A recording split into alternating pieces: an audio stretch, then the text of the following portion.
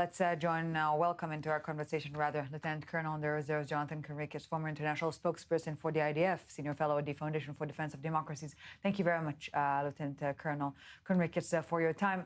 So I want us to begin not with the headline nor with what is to come. Can you imagine? You can. What the soldiers on the ground who's been looking for Rangvili day and night felt when the message came in? Yes, Shalom, thanks for having me.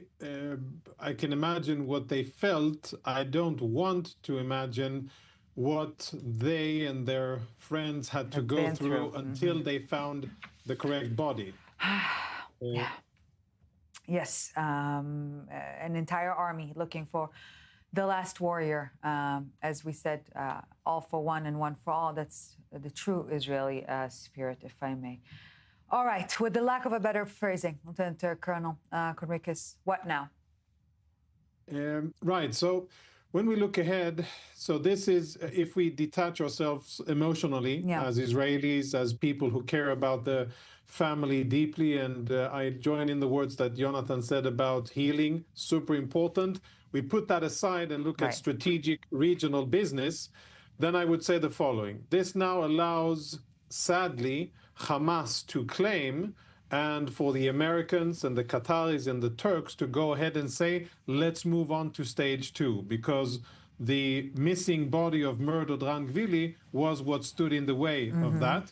Now that he has been repatriated, I think things will go ahead, and this may be a surprise, but it isn't looking good, because at the end of the day, we're going to see a Gaza Strip where Hamas will still have weapons. Nobody is coming to disarm Hamas. And Hamas will still remain either directly in control of the Gaza Strip or indirectly in control of the Gaza Strip. And that is a far, far cry from the number 1 and 2 goals that the Israeli government set forth to achieve, which is to disarm Hamas and to dismantle their political control over Gaza. Those are the 2 key goals that the Israeli government decided about a week after October 7. The third one has been implemented, to return the bodies and the hostages, but numbers 1 and 2 are not being implemented, and it isn't looking as if it's going to happen anytime soon.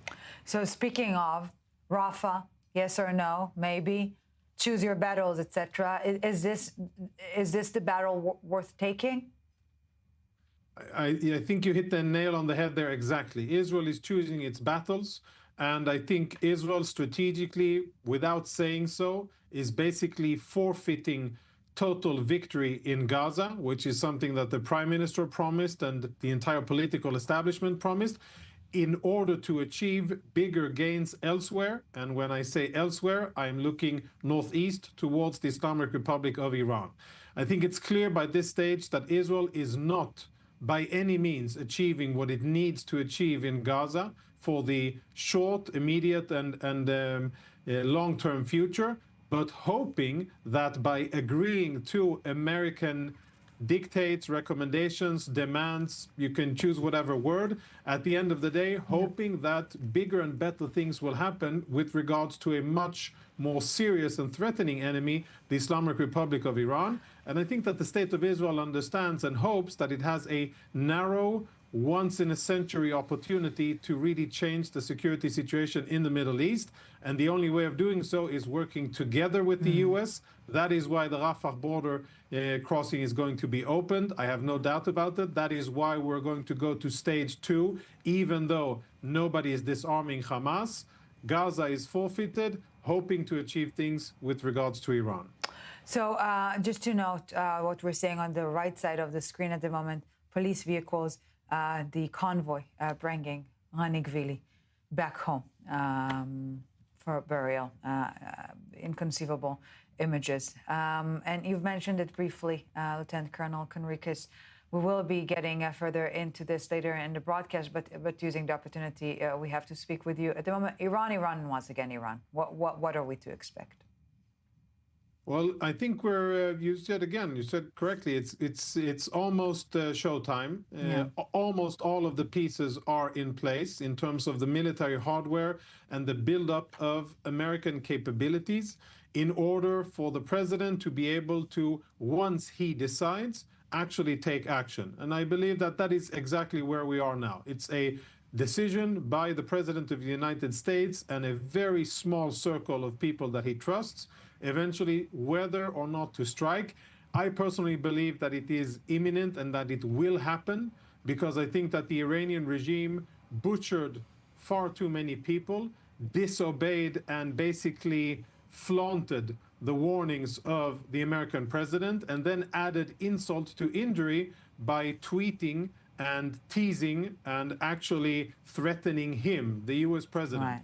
And contrary to past presidents, I don't think that this president is going to take that lightly and to let that be the final sentence.